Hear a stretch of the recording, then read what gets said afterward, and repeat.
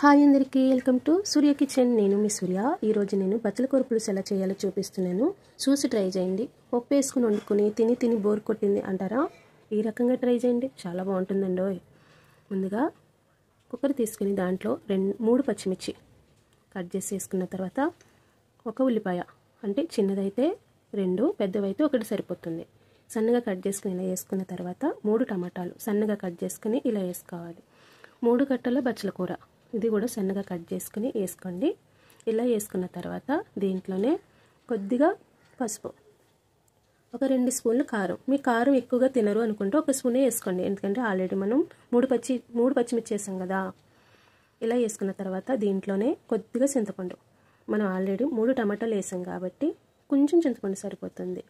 చూడండి, ఇంకా కొంచెం తక్కువ వేసుకున్నా పర్వాలేదు, ఎందుకంటే మరి పులుపు ఎక్కువైతే తినలేం కదా.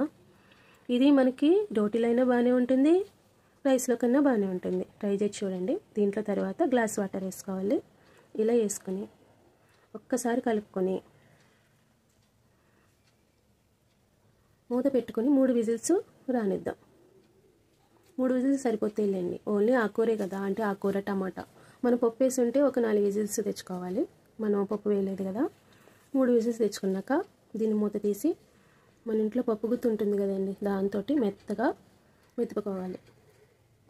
సాల్ట్ వేసుకోండి. నాది సాల్ట్ వేసి వీడియో మిస్ అయింది, అందుకని మీరు రుచికి సరిపడా సాల్ట్ కూడా వేసుకున్న తర్వాత తాలింపు వేసుకుందాం. 3 స్పూన్ల ఆయిల్ వేసుకోవాలి. 3 స్పూన్ల ఆయిల్ వేసుకున్నాక ఎల్లుల్లిపాయల్ని ఒక 4 పాయలు ఇలాగే సన్నగా, అంటే మరీ సన్నగా ఏం కాదులేండి, చూసారు కదా, ఆ విధంగా కట్ చేసుకోండి. 1 స్పూన్ జీలకర్ర, 1 స్పూను ఆవాలు, 1 ఎండుమిరపకాయ, నేను 1 కాయ వేసాను, మీకు కావాలంటే ఎక్కువ వేసుకోవచ్చు. 2 రెమ్మల కరివేపాకు. ఇలా వేసుకున్న తర్వాత ఈ కొంచెం వేగిన తర్వాత ముందుగా మనం ఉడికించుకున్న పప్పు వేసుకోవాలండి. దీంట్లో కొద్దిగా ఇంగువ కూడా వేసుకోండి, హెల్త్కి చాలా మంచిది. ఇది రసంలో కానీ మన పప్పు ఆకుకూరలో వండుకుంటాం కదా, దాంట్లోని ఈ ఇంగువ వేస్తే హెల్త్కి చాలా మంచిది, వేసుకోండి. తర్వాత ఈ పులుసు ఇలా వేసుకున్న తర్వాత తాలింపు బాగా కలిసేలాగా ఒకసారి కలుపుకుందాం. ఇలా కలుపుకున్న తర్వాత రెడీ అయిపోయిందండి మన బచ్చల కూర. ఒకసారి వండికి చూడండి, చాలా బాగుంటుంది.